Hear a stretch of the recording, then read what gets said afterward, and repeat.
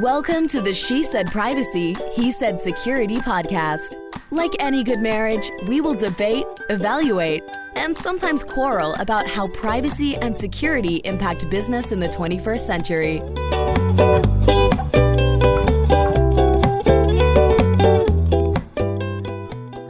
Hi, Jody Daniels here. I'm the founder and CEO of Red Clover Advisors, a certified women's privacy consultancy. I'm a privacy consultant and certified informational privacy professional, providing practical privacy advice to overwhelmed companies. Hello, Justin Daniels here. I am passionate about helping companies solve complex cyber and privacy challenges during the life cycle of their business. I am the cyber quarterback, helping clients design and implement cyber plans, as well as help them manage and recover from data breaches. And this episode is brought to you by Red Clover Advisors. We help companies to comply with data privacy laws and establish customer trust so that they can grow and nurture integrity. We work with companies in a variety of fields, including technology, e-commerce, professional services, and digital media. In short, we use data privacy to transform the way companies do business. Together, we're creating a future where there's greater trust between companies and consumers. To learn more and to check out our new best-selling book, Data Reimagined, Building Trust One Bite at a Time, visit redcloveradvisors.com. You ready for a fun discussion there, matching person? Well, I think so, but why is this such a special week for you?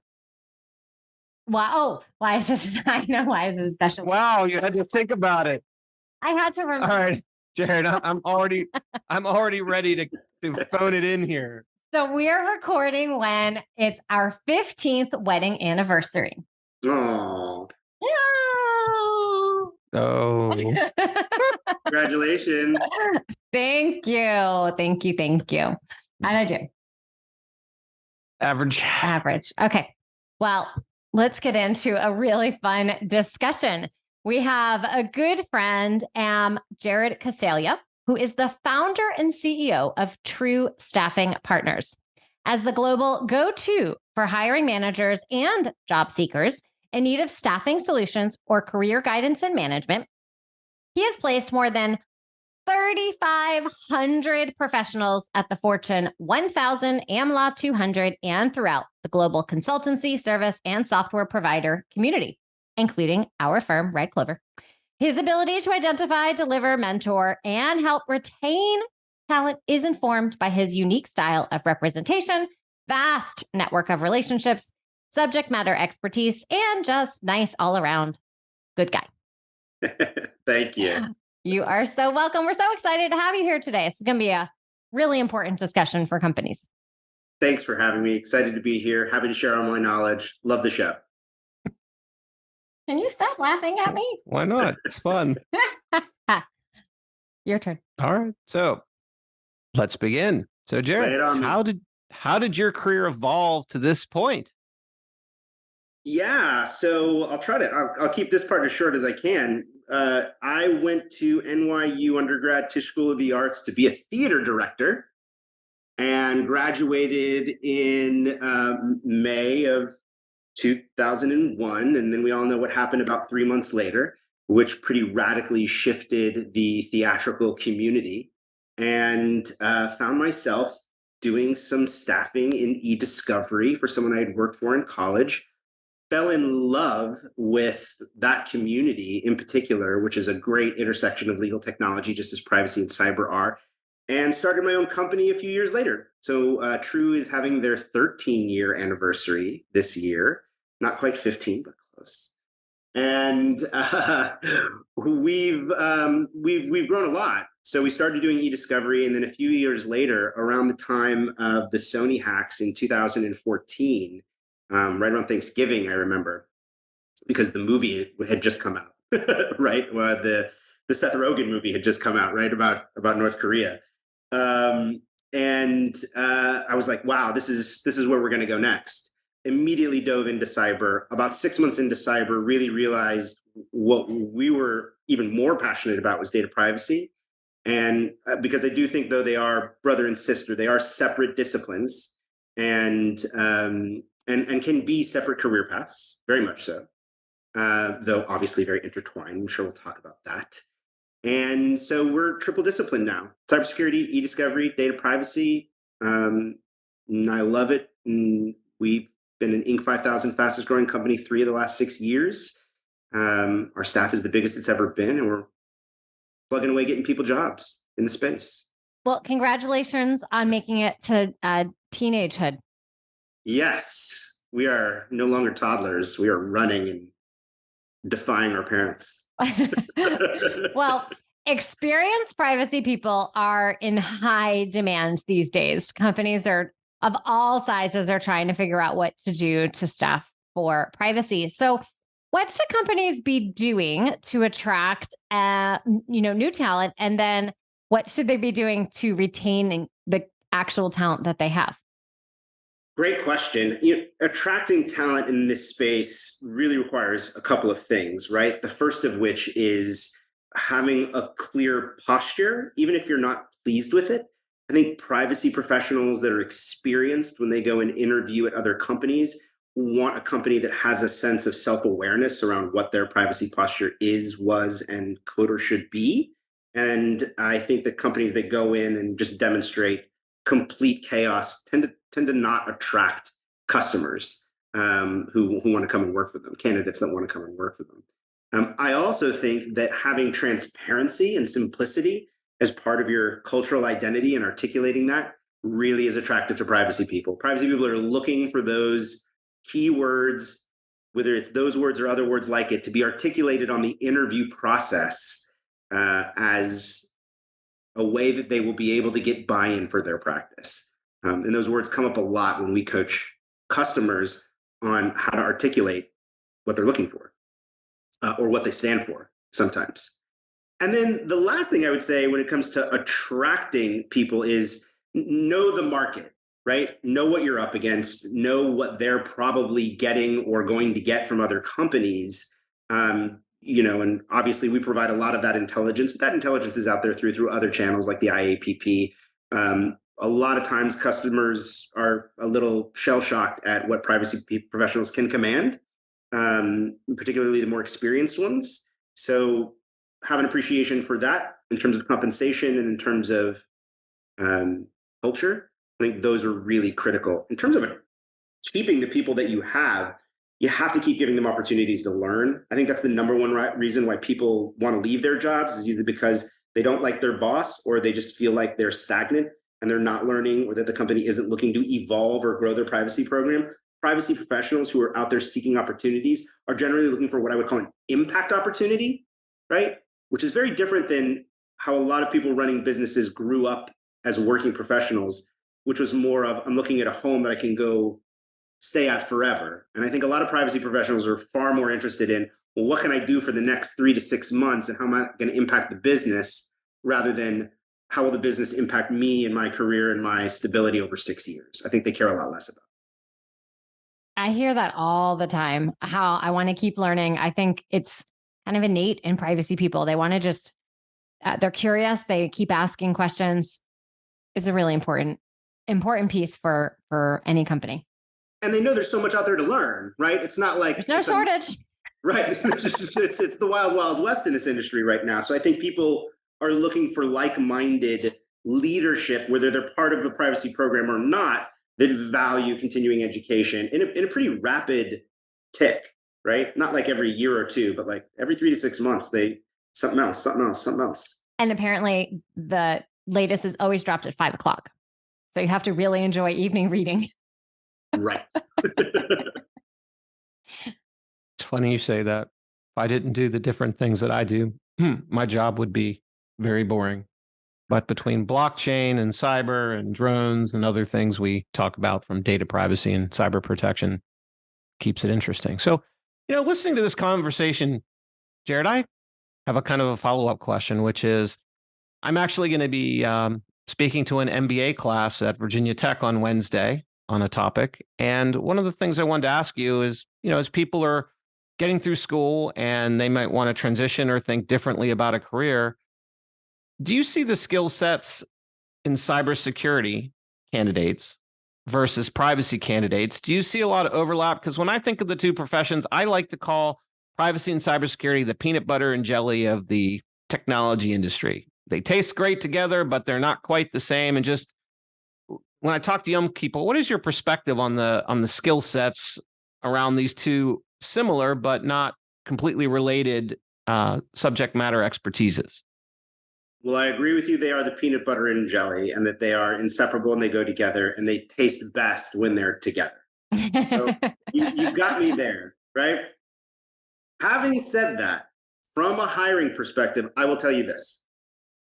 Cybersecurity hiring managers are far less willing to hire on attitude, aptitude, and self-trained skill sets, whereas privacy professionals are very willing to hire on attitude, aptitude, and self-education. Meaning, if I've got somebody who does not have a bachelor's degree in cybersecurity and they want to move into cybersecurity from some tertiary discipline, and they go out and they get a certification but haven't had practical application of that certification, there's no way they're getting a cybersecurity job that involves technical acumen. They're not going to. It's a chicken and egg, right? How do you get the experience to be really technical and hands-on if you've never had it and it's all educational and self-training, or getting certifications without actually having the applicable skills?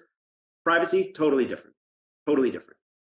The problem with security is, in my mind, more and more it's becoming less a legal technology discipline. And it is becoming more and more a technology discipline for the jobs that are out there. When we talk about that 2 to 3 million headcount gap of open cybersecurity positions versus available talent, those aren't CISOs, right? We're not talking about CISOs, right? Somebody comes to me for a CISO, they're gonna have 5 resumes within 24 hours. Somebody comes to me for a mid-market cybersecurity consultant with 2 to 3 years under 100 grand. And now you're looking for what every single person in the entire country wants, the price point they want, and all the candidates want to be paid 150.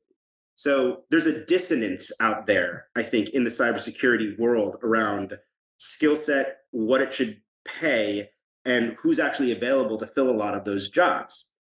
On the flip side, we've had tremendous success taking people who have gotten their CIPP or their CIPM, and they went and did all the OneTrust training, even though they've never been inside OneTrust or used OneTrust actually, and they've been well read on data privacy. They can talk intelligently about their core values of privacy and why they want to move into the space on an interview. We can get people like that jobs all day long. If you don't have the tech skills to roll up your sleeves and put fingers on a keyboard, it is far harder to break into cybersecurity than it is to break into privacy.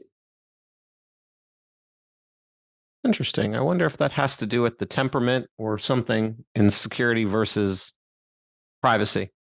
100%.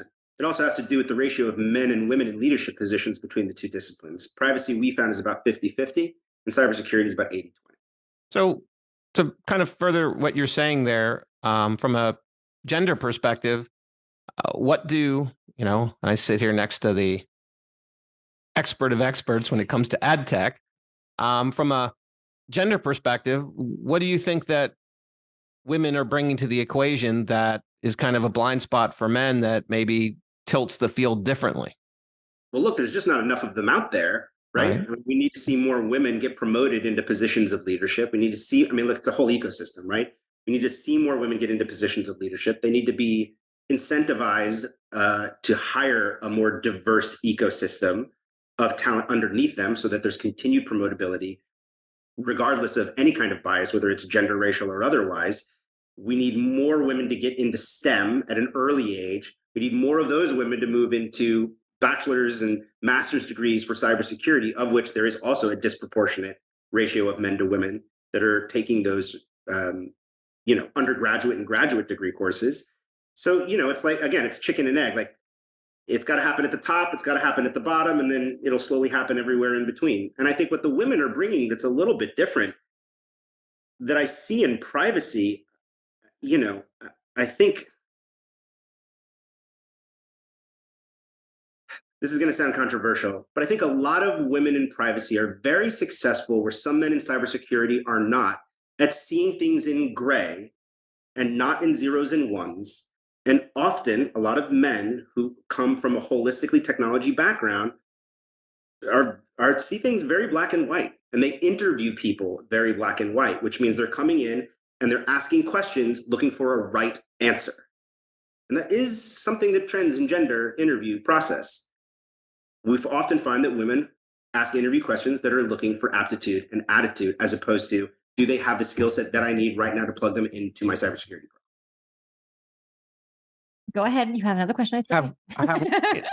So Jared, I have one more question that I want to ask you about, and it's technology related. I just got done working on my first deal around a global implementation of artificial intelligence tool for hiring.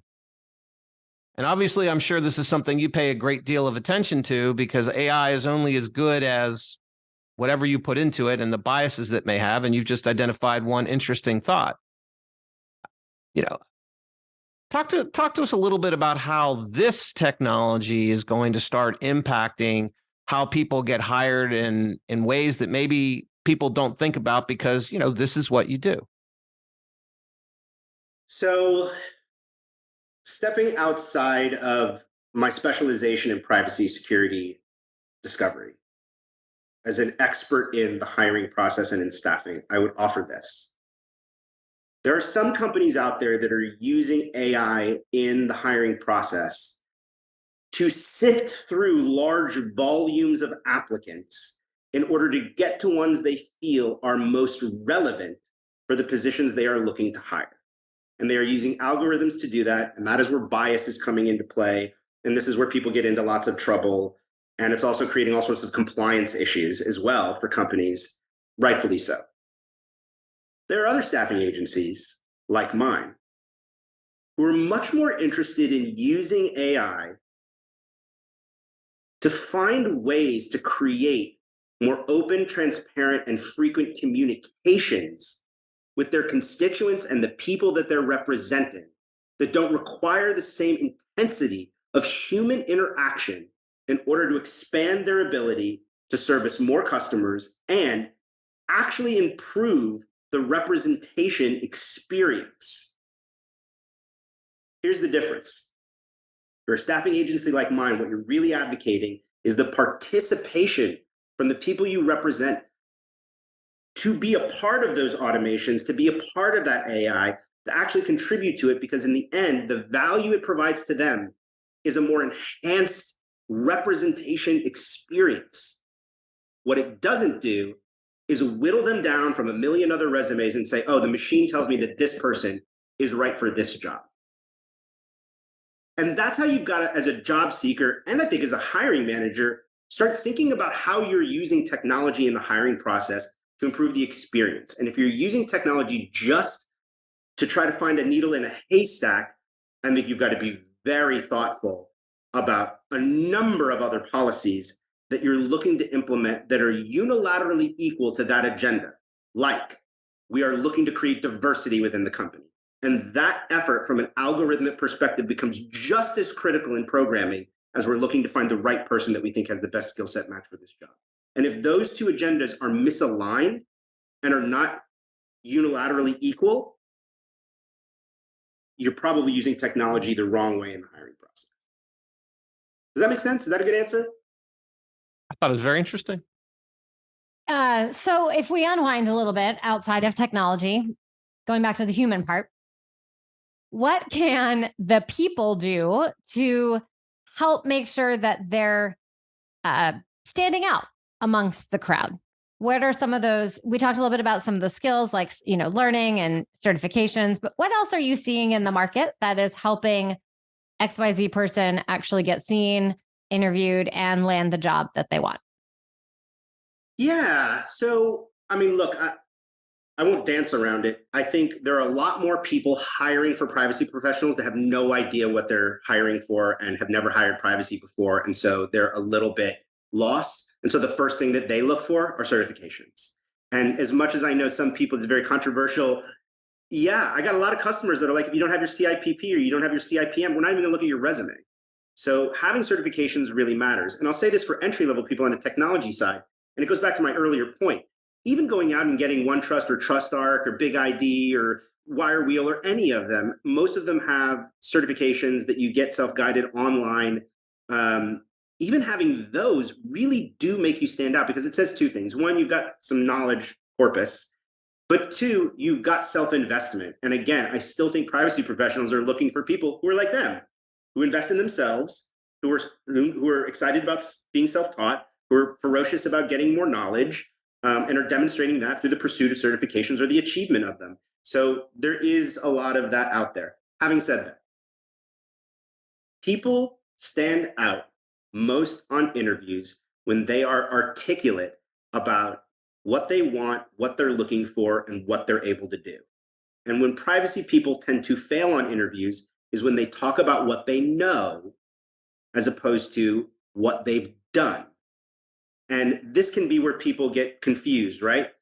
Well, what do you mean? Like, what I know is of value to them. I'm like, but not on an interview, right? Because anybody can talk about stuff, right? I could talk to you about Hollywood all day long.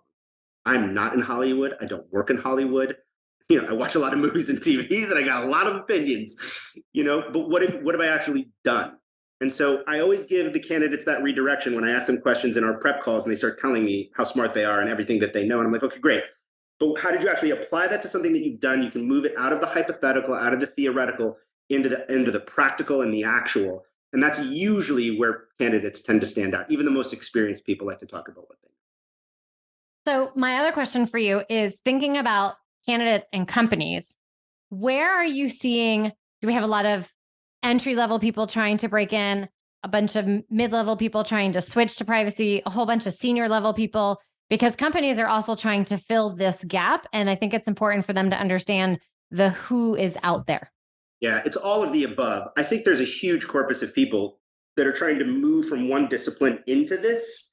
And the challenge with that is the compensation, because their skill set in privacy may not yet command the same salary that their skill set in e-discovery or cybersecurity or information governance or just being an attorney in commercial contract litigation or whatever. It may not be the same. And so that dissonance has to be overcome with either the customer or the job seeker willing to compromise. And most of the time, it's on the onus of the job seeker to take less in order to break into the business. But I'll say this, people are getting 22 to 40% increases in salary at the point of hire, even now in this downturn in data privacy. And so the likelihood that you're going to be able to get back to where you were at in a 2 to 3 year window is strong. If not at your current employer that helps you make the transition somewhere else, the market is generous and has been for many years. So I see a lot of that. What I don't see as many opportunities coming down the pike this year, as we did the last several years, are CPO spots. A lot of companies have their CPOs. You're not going to see a lot of those jobs in the Fortune 2000. You're going to see them more private equity, venture capital backed companies that are looking to build privacy for the first time or disrupt their existing practice, which is insufficient. Those will be more finite, and the candidates out there looking for those roles will be very abundant. CPOs are always looking for the next big thing if they can move to another company. So I think where the struggle is going to lie mainly in the market is in the middle, right? There's going to be high demand, low supply, still in the middle, and both candidates and hiring managers having to compromise because, it's not going to be 10 out of 10 every time. It's going to be like, let me hire the 7 and ramp them up. Let me hire a 6 and groom them because that's the price point I can pay. And having that awareness, I think, helps everybody in the process. For that sweet spot for companies thinking about where that middle is, what's a good budget that they should be planning for? Yeah, so if it's a privacy analyst, somebody more technical, not an engineer, but really an analyst or a specialist, somewhere between $80,000 and $120,000 US on the base plus bonus incentive.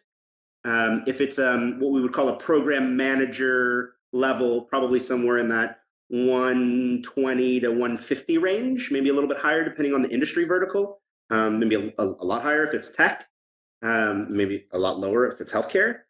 And then for the director level, it's going to be 150 to 2.25, again, depending on the industry vertical, and CPOs replacing anywhere from 225, 250, all the way up to almost 500 on the base. Just depends on the company vertical.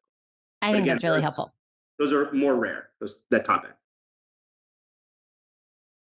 So again, back to kind of comparing privacy and cybersecurity. For comparable kinds of jobs, if you're in one or the other or looking to be one of the other industries, is the compensation pretty similar, disparate? It is not similar. And there is a much wider funnel of jobs in the cybersecurity ecosystem than there is currently in privacy. So, for example, a privacy program that has 3 people probably does not have a cybersecurity division that also has just 3 people. It's probably twice to 3 times to 4 to 5 to 10 times the size of that privacy program. So there's just a lot more roles and jobs, and they're a lot more compartmentalized, which in some ways is good because it means that somebody can come in with a specific skill set and fill a need in cyber, but can also be difficult because cybersecurity people want to be paid a lot of money and they're in high demand, and there's still a 2 million person headcount gap between supply and demand in the United States alone. Forget about the rest of the world. And so, no, I mean, a CISO at a Fortune 1000 is probably making significantly more money, depending on the company, than a CPO. Definitely. Well, one thing I wanted to follow up, and we talked about this in our pre-show, which is in the private equity world, at least what I'm seeing is there still seems to be a significant gap between what companies say about security, privacy as well, versus what they do. And I'd love to have you kind of talk a little bit about how some of the economics work in terms of the hiring, what they're going to get paid, what they're willing to do, and how it impacts return on investment for those companies. And love to hear you talk about what we discussed in the pre-show. Yeah. So we at True, we have a private equity partnership program, and we service a number of different portfolios. And the value proposition for that is really to be able to be a strategic consultative partner and looking at the portfolio from a holistic perspective as to where they are in their staffing as it relates to cybersecurity and data privacy, and then how we can fix it holistically as well as independently on a per company by company basis. It's a great program, but it's also given me eyes and ears that have allowed me to have the following opinion, which is I think that the private equity firms really value having strong cybersecurity policies, practices, technology, same as data privacy. They definitely prioritize the privacy or the cybersecurity over the privacy, right? Sometimes they're intertwined, but usually only equalized when the business's product is data. So if it's a company who makes their money on data, more or less, the buying, selling, moving, aggregation, use of it, maybe they'll value them similarly or the same. Not always, but most companies put tremendously more value on cybersecurity because at the end of the day, they don't want to be hacked. And depending on the sophistication of the industry vertical, if you're looking at industrials versus technology companies that are private equity funded, the technology companies are looking at it much more than just, I don't want to get breached.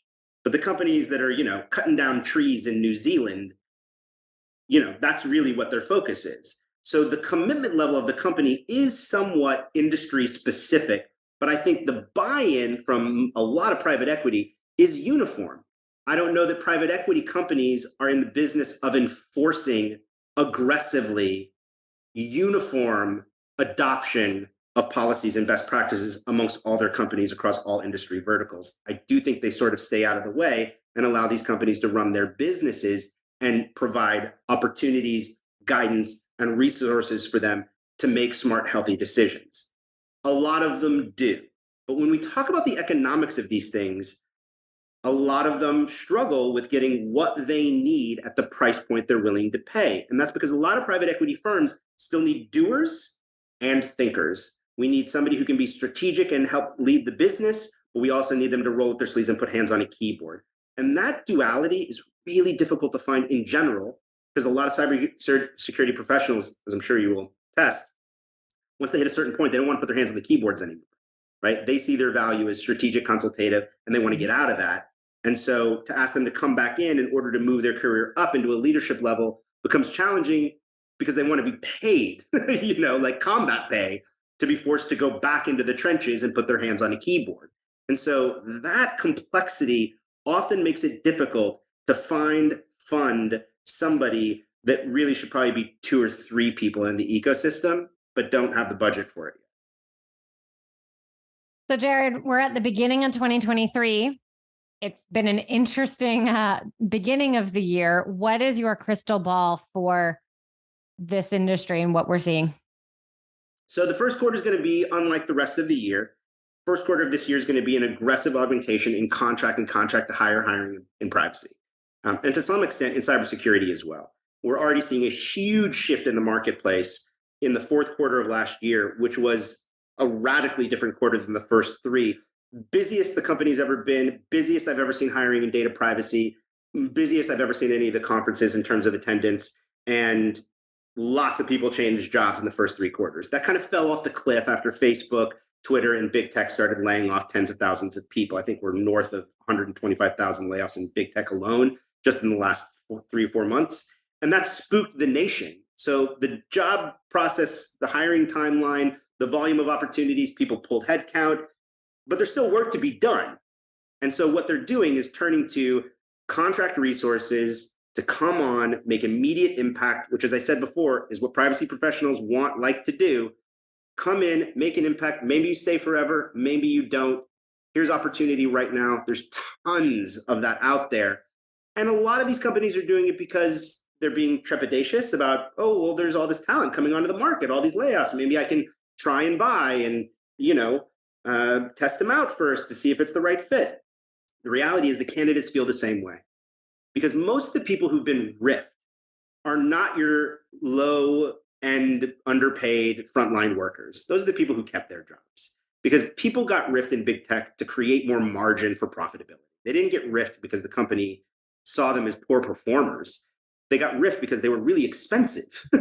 They were costing a lot of money.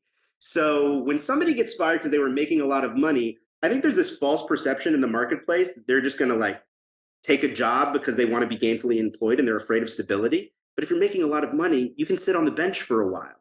So we're finding that most of the candidates who were laid off from these rifts were not low-paid workers. They're very high-paid workers because companies wanted to create margin. So what are these high-paid workers doing? They're being really picky about where they go next because they just came out of a trauma.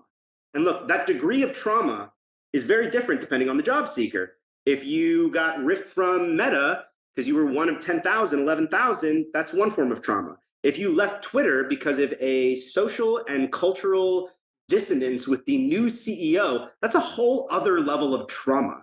And job seekers take that trauma with them when they go out looking for jobs. And if you've been traumatized from your last departure, from your last employer, you're going to be much pickier and look under the hood of the car of your next employer with a lot more specificity and attention to detail, not the other way around, which is what I think a lot of hiring managers misinterpreted in Q4 is, oh, they're out of work. I'm going to go be able to grab them at a discount. No. These people are not willing to give away their skill sets for discount. And if they are, it'll be in a contract capacity to see if the company's the right fit for them as much as are they a right fit for the company. Really fascinating.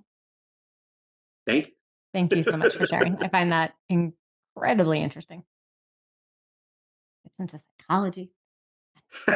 I bet you if you ask Jared what the number one trait for success in his line of work is, it's got to be emotional intelligence. Well, I always say the thing that my recruiters and account managers and business development professionals have unilaterally across the entire organization here, great judgment of character. They're just really good judges of character and integrity in other people and in each other. Maybe that's emotional intelligence. I don't know, but that's kind of our cornerstone. Yeah. So, Jared, as someone who spends a lot of time in both the privacy and security space, what is your best privacy or security tip? And it can be a consumer one, a business one. What are your thoughts? Well, from a consumer one, just because I spent 5 hours doing this weekend, man, start scrubbing your data from data brokers, right? If you ask me what the biggest disruption to my business was in 2022, it was spam.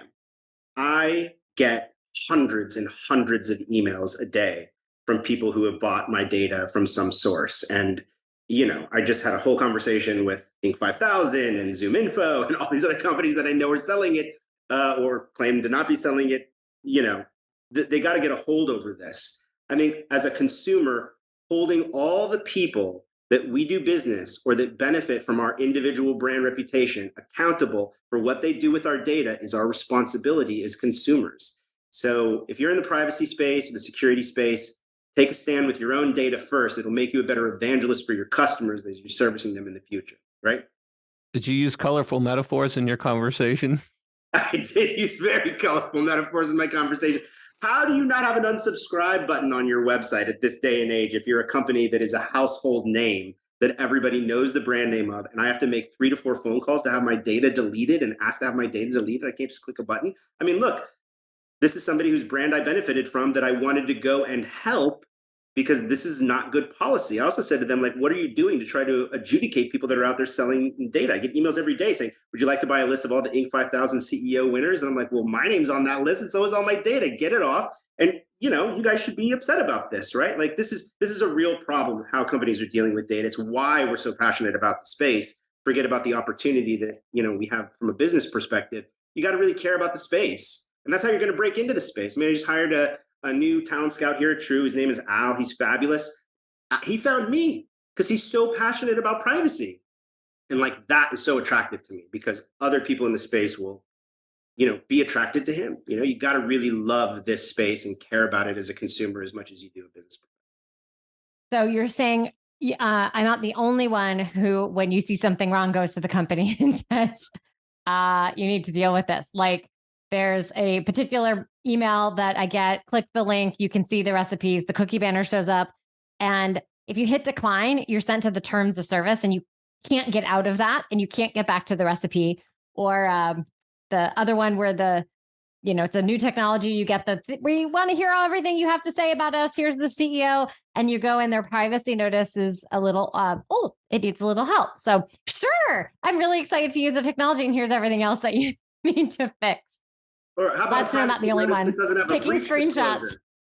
I mean, you'll love that. How about a privacy notice that doesn't clearly say, if we've been breached, we will notify you, right? And you're like, okay, you're claiming not to buy and sell my data, but you can get breached and never tell me according to your policies, and maybe never even know. So what are you doing about that? Yeah, I mean, I'm having those, and I'm not a lawyer. I'm having those we're not all lawyers.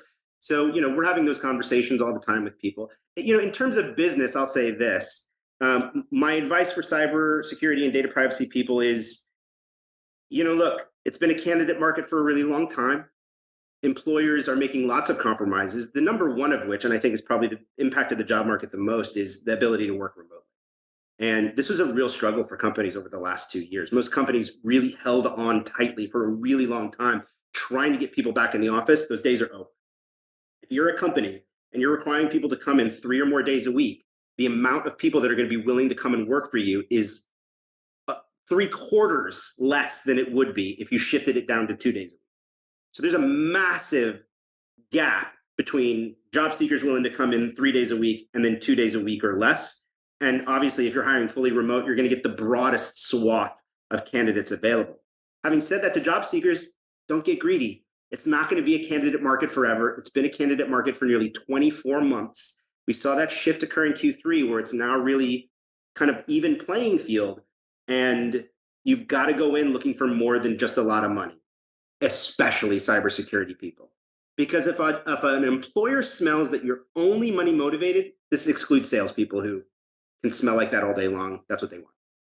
If you're somebody who's only looking for a raise, only looking to increase your comp, and you're not really motivated by making an impact or continually learning or bettering the business or helping them evolve or using all of these things as what's really driving you, people are going to smell that, and they're going to smell risk, and they probably will keep interviewing. Jared, when you're not running a staffing company, what do you like to do for fun? Well, we talked about this earlier. I'm an avid boxer. I don't actually box with those gloves. My wife gave me those as an anniversary gift a few years ago. But I'm an avid boxer. I'm also an avid gardener. Just built a huge Dutch garden in my backyard, like 6,000 bulbs. My back still hurts. It was awesome. I love growing things, and I love hitting things. So it's a good pairing of hobbies. When the growing doesn't work, you can just swat it away. Well, Jared, this has been so much fun. Where can people connect with you and learn more about True? Yeah, so the best place is on our website, trustaffingpartners.com. You can also find us on LinkedIn, and you can find me on LinkedIn too. Those are great venues to get a hold of anyone at the company. And there are lots of ways to stay in touch with True, lots of automations. We want you to participate in those. We have weekly newsletters for job seekers. We have weekly newsletters for our hiring managers that are seeking contractors. We have a quarterly newsletter if you just want updates. Visit our hot jobs on our website if you want to be able to just free reign search all the jobs that we have open. We do quarterly survey reports that we send out to our constituents, asking them to tell us when they're looking for work. Is it 3 months? Is it 6 months? Is it 12 months? Participate in these things with us, because then we won't bother you when you don't want to be bothered. And when you're ready, we'll know about it, be able to anticipate your needs, prepare for you to enter the job market, give you the guidance you need to be successful, and make it a short, deliberate, and beautiful process as possible. Well, thank you so much for sharing so much great wisdom. We really appreciate it. And I know our audience will as well. Thank you for having me. Super fun. Great questions. Thank you.